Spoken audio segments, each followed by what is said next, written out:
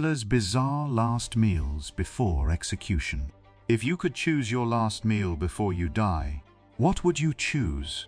This is the question posed to some of the condemned criminals who, in their grim fate, are given the opportunity to at least choose what their last meal will be. But before we start, hit the like button and subscribe to the channel. Let's get started. 1. Last meal. When we talk about the last meal, you might immediately think of Jesus and his apostles.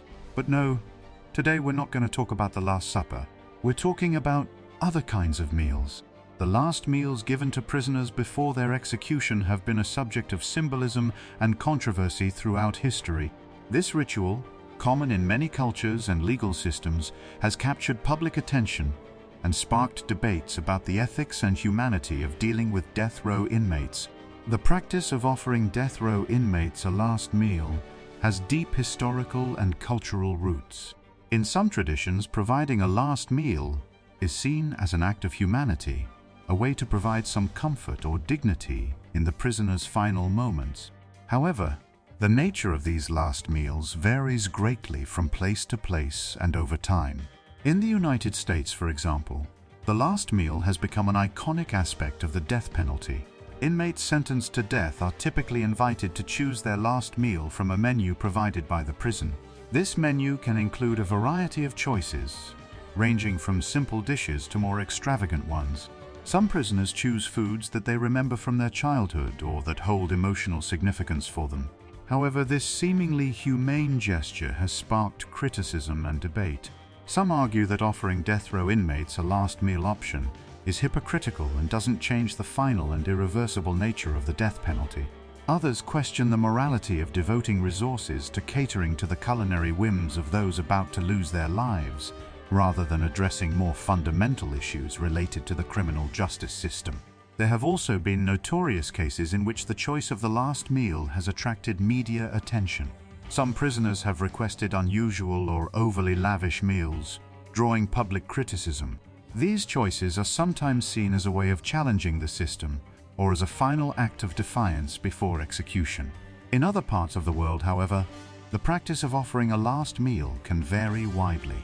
In some countries, the tradition is more austere, and inmates may receive a standard meal with no personalized options. In other cases, the last meal may be omitted altogether. But today we're not going to talk about those who didn't get their last meal. Instead, we're going to talk about those who did get something memorable, rare, and yet striking. James Edward Smith. Let's start with James Edward Smith. This convicted felon had one of the strangest last meal requests on record.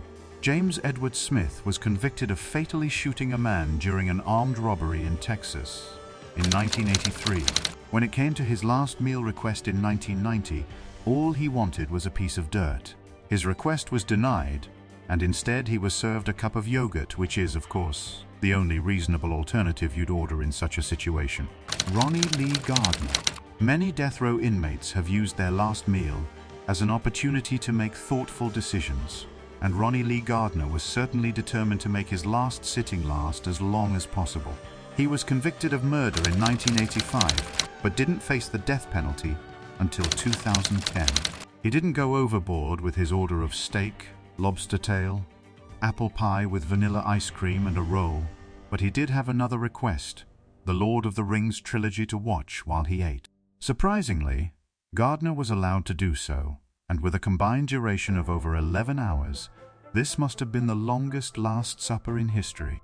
Stephen Wayne Anderson. Stephen Wayne Anderson, charged with robbery, assault, and 8 counts of murder, including that of another inmate, requested an interesting combination of foods before his execution in California. 2 grilled cheese sandwiches, a pint of cottage cheese, mixed tortilla chips, peach cobbler, and chocolate ice cream, and a large quantity of radishes. Lawrence Russell Brewer. While some have a clear idea of the last thing they're going to eat, others have a wide variety of choices and take full advantage of this unusual opportunity. Convicted murderer and white supremacist Lawrence Russell Brewer decided to indulge in a massive feast in 2011.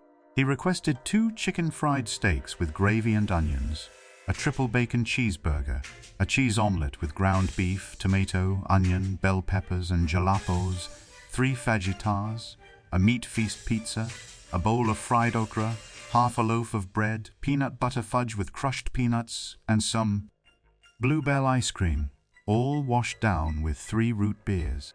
Eileen Wuornos, known as the first female serial killer in the U.S. Eileen Wuornos also requested a drink before taking her last breath in 2002. But in a different way, a single cup of black coffee is all she wanted. Ricky Ray Rector. Ricky Ray Rector seemed to have similar feelings about his last meal before his execution in Arkansas in 1992. He ordered a delicious meal of steak, fried chicken, and cherry Kool-Aid, followed by a slice of pecan pie. But he left his dessert untouched, saying only that he was saving it for later. David Leon Woods. Convicted murderer David Leon Woods spent an astonishing 22 years on death row before being executed in Michigan on May 4, 2007. For his last meal, he chose a regular pizza and an entire birthday cake, both of which he shared with his family. Thomas Jane Russell. Convicted of 2 separate murders of elderly people in different states, Thomas Jane Russell ordered an abundance of extravagant food for his last meal in 1995. It included 2 dozen steamed clams, half a dozen barbecued ribs, a double Burger King burger, and 2 strawberry milkshakes, along with a can of spaghetti. Robert Alton Harris. When ordering your last meal on death row, it's important to cover all the bases. That's exactly what murderer Robert Alton Harris did in 1992 when he requested a 21-piece KFC bucket and 2 large Domino's pizzas, along with a 6-pack of Pepsi, a pack of dessert cubes, and a pack of cigarettes. Velma Barfield. This sweet grandmother, known as Death Row Grandma, became infamous after it was discovered that the mysterious deaths of nearly everyone in her life were part of a deadly chain of poisonings. She was executed in a gas chamber in 1982, but not before she was given a last meal, a cup of tea, and a slice of coffee or fruitcake. But what Barfield really wanted was a bag of potato chips and a can of Coca-Cola. Nengel Neves Diaz.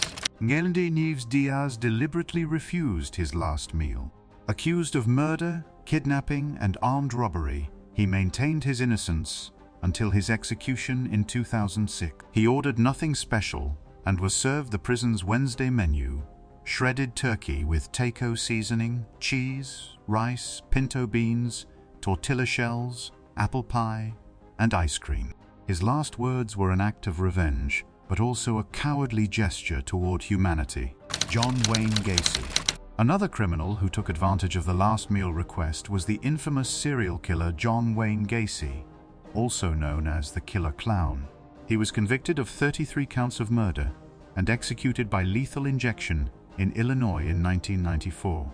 For his last meal, Gacy requested 12 fried shrimp, an original KFC recipe, French fries, and half a kilo of strawberries. Jones Spain Kling. For some, food is not a priority when it comes to their last order.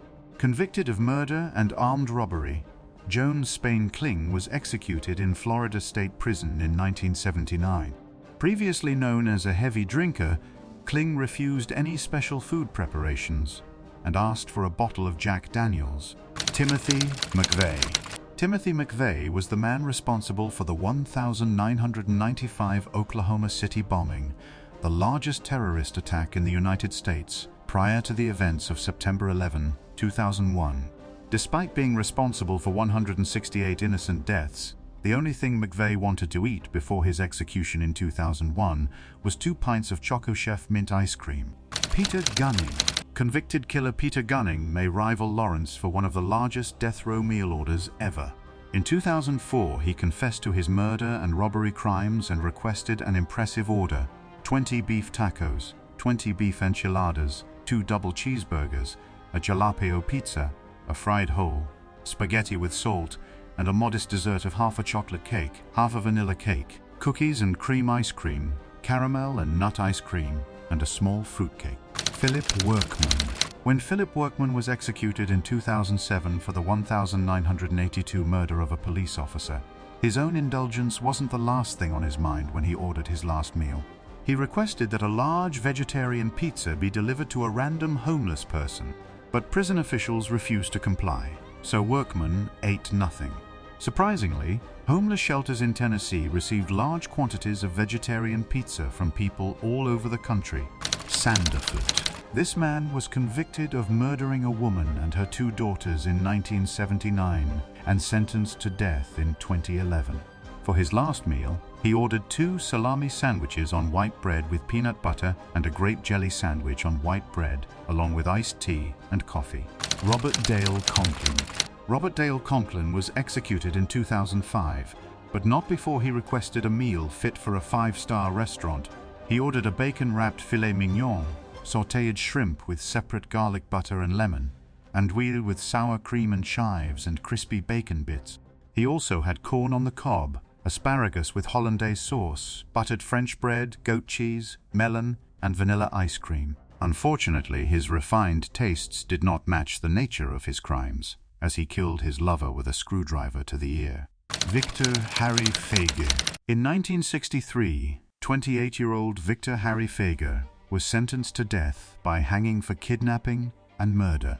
His lawyers petitioned President John F. Kennedy for clemency. For his last meal, Fager had one request: an olive with the pit inside. After the execution, the olive pit was found in Fager's suit pocket, contributing to the popular belief that he wanted to be buried with it so that an olive tree, a symbol of peace, would grow over his grave. Gerald Lee Mitchell. Querol's last meal was even sweeter than Fager's, but in a different way. Mitchell was 18 when he was accused of killing a man during a drug deal and kidnapping another victim over a dispute about a necklace. For his last meal, Mitchell had only one thing on his mind: an assortment of Jolly Rancher candies. Jeffrey Allen Barney. But nothing could top this man who, on April 19, 1986, before he died, asked for a bowl of frosted flakes with milk, something simple yet powerful. Perhaps, deep down, he was a simple man, which we see reflected in his last words: "I regret what I have done. I deserve this. Jesus, forgive me." William Prince Davis. Nothing beats the feast William had in 1999. A plate of bread and chicken, a bowl of cheese, another with beans, 2 bags of bacon, and 6 Cokes. His last words are recorded: "I would like to tell the family how deeply I feel in my soul and in my heart the pain and misery I have caused with my action. I would like to thank all the men on death row who have shown me love over the years. I hope that by donating my body to science, some parts of it can be used to help someone. That's all I have to say, Warden. Oh, I would like to say in closing, what about those cowboys? Obviously, repentance is not something that can save them from their punishment. In spite of everything and their damaged minds, I don't think it's too much to ask to send them to the other side after a dinner of their choice. This could perhaps be seen from a somewhat religious perspective. Just as Christ had his Last Supper before he was betrayed, Judas, in retrospect, could be the same people who take the power to decide how serious your crime is to die. And perhaps, from a more subjective perspective, this last meal could symbolize the still human side that lives in the criminal. Being able to choose something before you are executed makes you realize that no matter how damaged you are still a human being in the end. But this is my own perspective on the matter. I would love to hear your opinion, and if you know of any other meal that you find striking. And don't forget to subscribe. See you next time. See you next